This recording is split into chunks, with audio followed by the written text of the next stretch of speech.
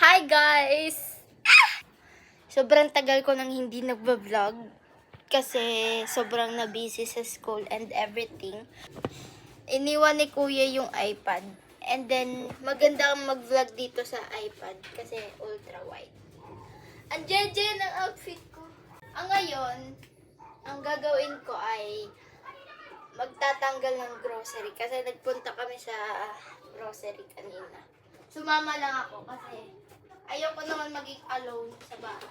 I mean, naboboring na din ako. So, ewan ko bakit bumili si mama ng beauty. Siguro pag samgyupsal, may ganun. And then, masyado kayong malayo. Alam niyo, sobrang daldal kong tao. Kaya siguro, dito ako umiinom ng tubig. Kasi, ewan ko, nabasa ko sa internet, kapag sa straw ka daw uminom, may psychology trick daw na matitrick daw yung mind mo na uminom ng madaming tubig.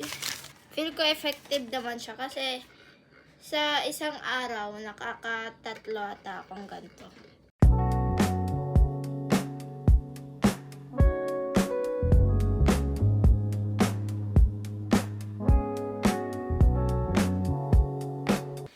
And then, gardenia. Maliit lang yung kinuha namin kasi 4 na lang kami dito. I mean, nauwi pa naman si ate pero madalas na. So, medyo kukunti na lang din yung binibili namin. Nag-Korea ako. Every 3 weeks ata. Bago-bago, kaya pala ang dami nilang stock na toothbrush. Kasi every 3 weeks silang nagpapalit. Sa Pilipinas, kung hindi pa bukaka yung ano ba tawag dito? Britzels. Basta kung hindi pa bukaka ito, hindi pa magpapalit. Na-miss ko mag-vlog kahit wala namang nanonood sa akin. Gusto ko lang mag-document ng life kineso. I've been trying also yung mag-cut ng sugar. Pero, bakla hindi ko talaga kaya. I mean, kaya ko kaso, pag nagda-diet ako, tsaka naman nabili si mama ng mga masasarap na pagkain. Like, goal ko ngayong 2026 is, matuto magluto. Kailangan ko matuto magluto para sa sarili ko.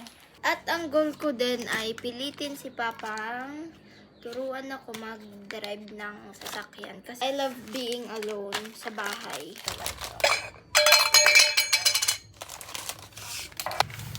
Kasya siya. Tupi ko na lang din si Pupo like this. Easy peasy life. Paglaki ko, gusto ko maging si Papa. Tsaka si Mama. Si Papa, madiskarte siya. And matalino siya sa mga bagay.